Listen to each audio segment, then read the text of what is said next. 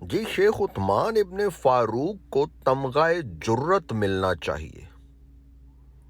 جی ہاں، لیکن کس بات پر تمغہ جرت ملنا چاہیے، اس کو دیکھنے کے لیے، اس کو سمجھنے کے لیے ہم دیکھیں گے حضرت محمد کا فرمان کہ وہ کیا کہتے ہیں شیخ عثمان ابن فاروق کو کس بات پہ تمغہ جرت ملنا چاہیے۔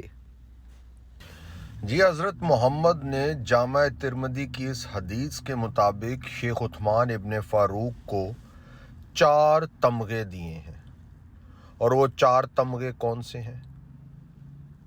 وعدہ نہ پورا کرنے کی وجہ سے جو شخص وعدہ پورا نہیں کرتا، حضرت محمد نے اسے کہا ہے ایک تو وعدہ توڑنے والا، دوسرے نمبر پہ منافق، تیسرے نمبر پہ جھوٹا، اور چوتھے نمبر پہ دھوکے باز۔ تو یہ 4 تمغے حضرت محمد نے شیخ عثمان ابن فاروق کو دیے ہیں، اور اللہ تعالیٰ نے بھی شیخ عثمان ابن فاروق سے ناپسندیدگی کا اظہار کر دیا ہے۔ وہ بالکل شیخ عثمان ابن فاروق کو اپنے قول کے مطابق قرآن چیپٹر 61 ورس 3 کے مطابق اللہ بھی شیخ عثمان ابن فاروق کو بالکل پسند نہیں کر رہے، کیونکہ وہ کہتے ہیں تم جو کرتے نہیں اس کا کہنا، یعنی جو تم وعدہ کر لیتے ہو اور پھر اس پر پورا نہیں اترتے، اللہ تعالیٰ کو سخت ناپسند ہے۔ یہ آئیے سنتے ہیں شیخ عثمان ابن فاروق کا وعدہ ہے کیا، جو یہ نسوار خان پٹھان کی اولاد وعدہ پورا کر نہیں رہا۔ پٹھان قوم کے نام پر کلنک کا دھبا بن کے، پٹھان ایسے تو نہیں ہوتے، پٹھان تو اپنا وعدہ پورا کرتے ہیں۔ تو آئیے سنتے ہیں شیخ عثمان ابن فاروق نسوار خان کا وعدہ ہے کیا۔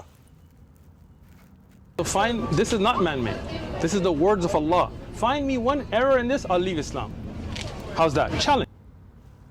جی نسوار خان شیخ عثمان ابن فاروق کہہ رہا ہے کہ قرآن میں کوئی ایک غلطی ثابت کر دو تو میں اسلام چھوڑ دوں گا۔ You have put challenge to the whole world. Yes.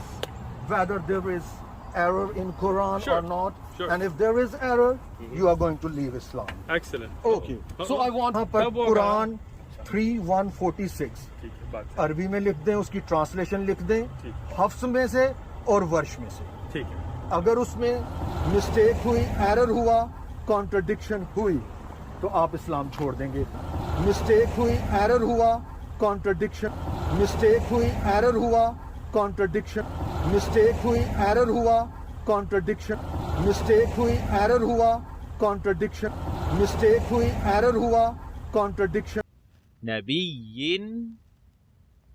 قاتل، نبی نے قوتلا، پروفٹ کلڈ۔ یہ تو اب آپ کو اندازہ ہو گیا، آپ کو پتہ چل گیا، بلکہ یہ ثابت شدہ حقیقت بن چکا ہے۔ یہ واقعہ شیخ عثمان ابن فاروق کا چیلنج، وعدہ، اور پھر اس کے جواب میں نے اس کو غلط ثابت کر دیا، یہ اب ایک سچائی اور حقیقت تاریخ کی بن چکی ہوئی ہے۔ آپ نے ابھی سنا، دونوں ریفرنسز کو دیکھا۔ میں مزید آپ کو اس کو سمجھا دیتا ہوں ان لوگوں کے لیے جو ابھی تک شاید نہیں سمجھ پائے۔ قرآن 3:146 عربی کے مصاحف جو ہیں، وہ قرآن کے دنیا میں کئی ایک سے زیادہ موجود ہیں۔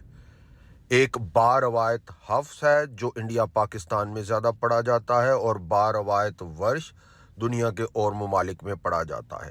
باروایت حفظ قرآن 3:146 کے مطابق نبی لڑے، اور نبی جو لڑ رہا ہے وہ زندہ ہے، جبکہ باروایت ورش عربی کا قرآن، میں عربی کے مصحف کی بات کر رہا ہوں، عربی کے قرآن کی، قرآن 3:146 کے مطابق نبی قتل ہوا۔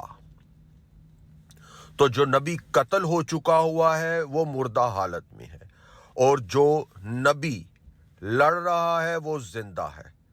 जिंदा और मुर्दा एक ही वक्त में, एक ही मौके पे, एक ही आयत में, एक ही आयत के नजूल में, एक शख्सियत एक ही वक्त में, एक ही मौके पे जिंदा और मुर्दा दोनों नहीं हो सकती। या वो जिंदा होगा तो लड़ रहा है, और अगर वो कत्ल हो चुका है तो वो मुर्दा है। जिंदा मुर्दा के बराबर नहीं, मुर्दा जिंदा के बराबर नहीं। ये क्लियर कॉन्ट्रडिक्शन है, तजाद है, गलती है कुरान के अरबी के मुसहफ में। और यही शेख उस्मान इब्ने फारूक का चैलेंज था कि एक कोई गलती कुरान की दिखा दे तो वो इस्लाम छोड़ देगा। ये गलती अब साबित शुदा हकीकत है, जो ये पहले से जानता था। आपने देखा है कैसे ये, जैसे एक डॉगी, प्यारा सा डॉगी डर के अपनी दुम को अपनी टांगों में छुपा के भागता है, वैसे ही शेख उस्मान इब्ने फारूक उस डॉगी की तरह भागा है। अब सच्चाई ये है, इसके लिए वादे को पूरा करता है तो ये इस्लाम से बाहर है, इस्लाम को छोड़ना है इसने। अल्लाह, कुरान और मोहम्मद की तालीम के मुताबिक इसे वादा पूरा करना चाहिए। और अगर ये वादा अपना पूरा नहीं कर रहा तो फिर ये अल्लाह, कुरान और मोहम्मद के खिलाफ जा रहा है। इसीलिए मैंने इसे कहा कि तू इस्लाम से खारिज हो चुका हुआ है, तू अब अल-गुस्ताख भी है अल्लाह, मोहम्मद और कुरान का, अब तू अल-ख्वारिज भी है, और अब तुझे मुर्तिद और ख्वारिज पुकारा जाएगा।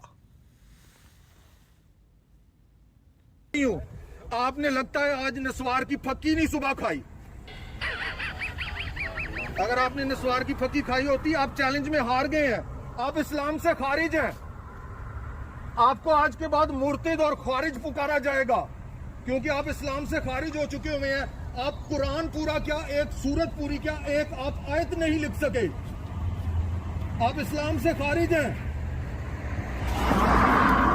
देखें जी शेख उस्मान इब्ने फारूक। अब सितम ज़रीफ़ी देखें कि नस्वार खान की औलाद निस्वार चोर कैसे आंखें बंद करके और मुंह छुपा के बैठा हुआ है। वो समझ रहा है आंखें बंद करने से और मुंह छुपाने से सच्चाई छुप जाएगी। इस वीडियो की जिसमें इसने मेरा सामना किया, इस वीडियो के 100,000 से भी ज्यादा व्यूअर्स हैं, और ये ऐसे एक्टिंग कर रहा है जैसे इसको पता भी नहीं इस वीडियो का। ये ऐसे बिहेव कर रहा है जैसे ये इस वीडियो में भी नहीं है। क्या ऐसे सच्चाई छुपाने से छुप जाएगी?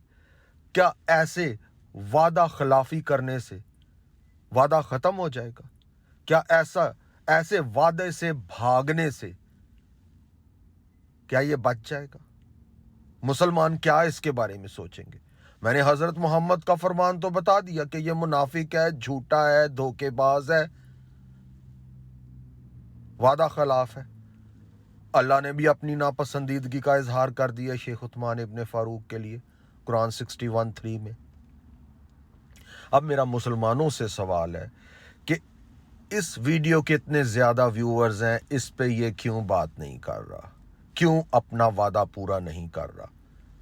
अगर ये इसमें जुर्रत है, ये वाकई किसी पठान का बच्चा है, तो इसे अपना वादा पूरा करना चाहिए।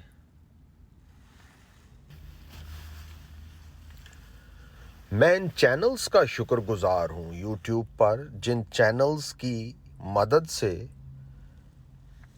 ये वीडियो शेख उस्मान इब्ने फारूक की, जिसमें इसने वादा खिलाफी की है और जिसमें कुरान की गलती और तजाद साबित किया है मैंने, ये चैनल्स, इनकी मदद से इस वीडियो के 100,000 प्लस व्यूअर्स हैं।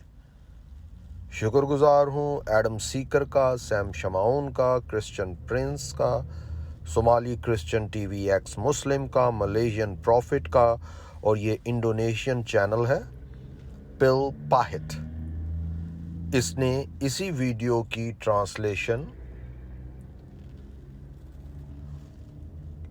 राइटिंग के साथ, टेक्स्ट के साथ वीडियो के ऊपर इंडोनेशिया की लैंग्वेज में भी की हुई है।